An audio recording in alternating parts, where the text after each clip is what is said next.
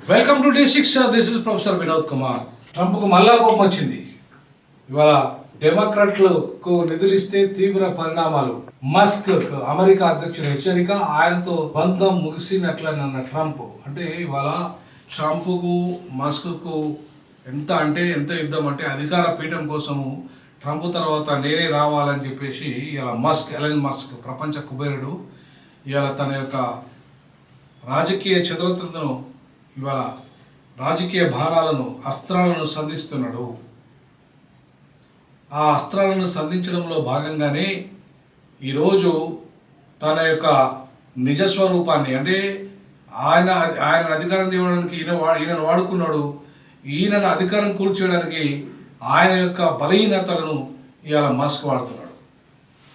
So అందుకే Musk గతంలో ఎట్లయితే ఎవరితోనైతే ట్రంప్ ఇల్లీగల్ వ్యవహారాలతో నడిపాడు, అది ఇల్లీగల్ కాంట్రాక్ట్స్ నడిపాడు, ఇల్లీగల్ వ్యవహారాలు చేశాడు, వాళ్ళందరితో ఇవాళ ఆయన మాట్లాడిన వీడియోలని ఆయన యొక్క మొత్తం ఇల్లీగల్ వీడియోలను బయటపెట్టడానికి ఒక ప్రయత్నం ఇలా ఎలన్ మస్క్ చేస్తున్నాడు.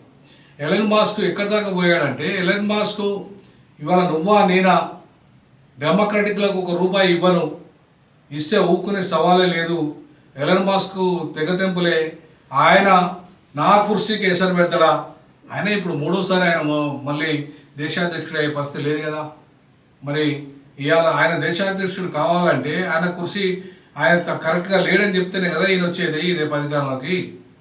ఆయన అధికారం తీసుకొచ్చాడు కరెక్టే, కానీ అధికారం తీసుకొచ్చినాక పిచ్చిగా సామాన్య ప్రజల మీద వర్ణ వివక్షత పాటిస్తూ అక్కడున్న పేదల మీద మధ్యతరగతుల మీద విపరీతమైన యుద్ధం చేస్తూ విద్యార్థులను, ముఖ్యంగా భారత విద్యార్థులను, ఇతర దేశాల విద్యార్థులను కారణంగా వెళ్ళగొడుతూ చాలామందిని ఇవాళ వీసాలు రద్దు చేస్తూ వాళ్ళ మీద ఒక రకంగా యుద్ధం ప్రకటించాడు ట్రంప్. సో అందుకే ఇవాళ చాలా రాష్ట్రాలలో గవర్నర్లు అందరూ కూడా ట్రంప్కు వ్యతిరేకంగా తయారయ్యారు. వాళ్ళ ట్రంప్ను అభిషేకించే అవసరమైతే ట్రంప్ను తీసేయాలి అధ్యక్ష పదవి నుండి అని చెప్పేసి పరిస్థితికి నెట్టబడ్డది ఇలా అమెరికాలో. ఎందుకంటే ఆయన పాలన ఆ రకంగా ఉంది కాబట్టి దాన్ని పూర్తి స్థాయిలో విమర్శిస్తున్నాడు ఇవాళ Elon Musk. So Elon Musk ఇవాళ మనం గమనిస్తే ఎలన్ మస్క్ ఆయన ట్రంప్ విధానాలు ఇంకా చూసుకుంటే ఆయన ఏమంటున్నాడో ఇంకా మనకు సెకండ్ పేజ్లో కనుక మనం వెళ్తే దాంట్లో కనబడుతుంది. శ్వేత సౌధంలో మస్క్ పెసెంట్ డిషుమ్ వీళ్ళిద్దరి మధ్యలో ఇవాళ యుద్ధానికి కారణం ట్రంప్. ఈ ట్రంప్ అనే అతను వీళ్ళిద్దరి మధ్యలో యుద్ధం ఆయనే కారణం, అధ్యక్షుడే కారణం. పాపం వీళ్ళ మధ్యలో యుద్ధం అనేది లేదు, కానీ ఇవాళ ఒక రకంగా వీళ్ళిద్దరు తన్నుకున్నారు, శ్వేత సౌధంలోనే తన్నుకున్నారు. $1 ట్రిలియన్ ఆదా ఏమైందని చెప్పేసి ఇవాళ ప్రశ్న వేస్తున్నాడు ఎలన్ మస్క్ను నిలదీసిన అమెరికా ట్రెజరీ సెక్రటరీ బెసెంట్ కోపంతో మస్క్పై దాడి, తిరిగి కొట్టిన బెసెంట్, మస్క్కు గాయం, కొట్లాట వివరాలను వెల్లడించిన ట్రంప్ అనుచరుడు స్టీవ్. అంటే ఇవాళ వీళ్ళ మధ్యలో విభేదాలు ఎంత తారాస్థాయికి చేరినాయంటే వాళ్ళ చెప్పలేనంత స్థాయికి వెళ్ళిపోయినాయి. అంటే ఒక రకంగా యుద్ధం తన్నుకునే స్థితికి వచ్చేసి America treasury secretary Scott Besant పరస్పరం కొట్టుకున్న విషయం బయటకు వచ్చింది. ఆ $1 ట్రిలియన్ ఆదా ఏమైంది, ఎక్కడ పోయినాయి ఆ పైసలు అని చెప్పేసి ఇవాళ వాళ్ళిద్దరి మధ్య డిస్కషన్ జరిగింది. ఆ డిస్కషన్లో భాగంగానే ఇలా వాళ్ళిద్దరు తన్నుకునే పరిస్థితి ఏర్పడింది. సో వాషింగ్టన్ పోస్ట్లో ఈ కథనాలన్నీ కూడా బయటకు వచ్చాయి. శ్వేత సౌధంలో జరిగిన సమావేశం అనంతరం మస్క్ బెసెంట్ నడుచుకుంటూ వస్తుండగా ఈ ఘటన జరిగినట్టు తెలిసింది.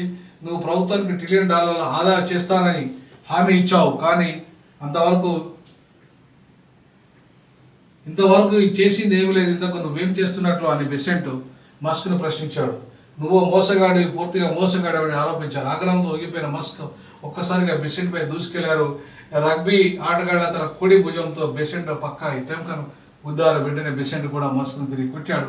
వారిద్దరిని విడిపించేందుకు అక్కడంత వారంత ప్రయత్నించారు. తర్వాత మస్క్ను పశ్చిమ మార్గం నుంచి బయట తీసుకెళ్ళారు.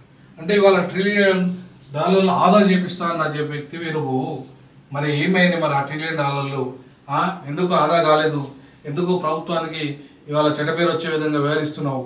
ఎందుకు ఆ పనికిరాని హామీ ఇచ్చావు? ఏమైంది? నువ్వు ఒక పెద్ద మోసగడం అని చెప్పేసి ఇవాళ అక్కడే శ్వేత సౌధంలోనే కొట్లాడుకున్న పరిస్థితి కనపడుతుంది. సో కాబట్టి ఇవాళ మనము ట్రంప్ ఎప్పుడైతే ఈ అబద్ధపు ప్రకటనలు చేసి మోసం చేసి అధికారంలోకి వచ్చాడో, సో అవన్నీ వాళ్ళ ప్రజలు వాళ్ళు నిలదీయడం మొదలుపెట్టారు. అందుకే ఇవాళ ఏ రకంగా ఆదా చేయాలి, ఏ రకంగా $1 ట్రిలియన్ ఆదా చేసేసి ప్రజలకు ఇచ్చిన హామీలను నెరవేర్చాలి, అధికారం కోసము ఎట్లయితే ఇవాళ కాంగ్రెస్ పార్టీ ఏవైతే అమలు చేయలేని హామీలు ఇచ్చి 6 గ్యారెంటీలు 420 హామీలు ఇచ్చి అధికారంకి వచ్చేది అది అమలు చేయలేక ఇవాళ తంటాలు పడుతున్నదో, అదే రకంగా అమెరికా కూడా ఇవాళ $1 ట్రిలియన్ ఆదా చేసి ఇవాళ మీకు పంచుతా అని చెప్పేసిన ట్రంప్ మా ఈ ఎలన్ మస్క్ మాటలు ఏవైతే ఉన్నాయో ఏవి ఆ $1 ట్రిలియన్ ఏ రకంగా ఆదా చేస్తావు, ఏ రకంగా పంచుతాం అని చెప్పి ఇవాళ అడుగుతున్న పరిస్థితి. నువ్వు మోసగాడివి, నువ్వు ఉల్టా ట్రంప్కు వ్యతిరేకంగా తయారైపోయి బయటికి పోయినావు. ఇవాళ వాడు ఏంటి, ప్రజలకు ఇచ్చిన హామీలు ఏంటి, మరి ప్రజలకు మేము ఏం చేయాలి అని చెప్పి ఇవాళ నిలదీస్తున్న పరిస్థితి. దాంతో శ్వేత సౌధంలో కొట్లాట జరిగింది. ఇక ట్రంప్కు ఎలన్ మస్క్ కట్టిప్ అని చెప్పేసి ఇలా పూర్తి స్థాయిలో మనకు అర్థమైంది. కాబట్టి రేపు వచ్చే ఎన్నికల్లో, నెక్స్ట్ ట్రంప్ తర్వాత వచ్చే ఎన్నికలు, 4 ఏళ్ల తర్వాత వచ్చే ఎన్నికల్లో ఎలన్ మస్క్ గెలవాలంటే ట్రంప్ మొత్తం యొక్క అవినీతిని కానీ ట్రంప్ యొక్క అసమర్థతను కానీ బయటపెట్టాల్సిన అవసరం ఉంది.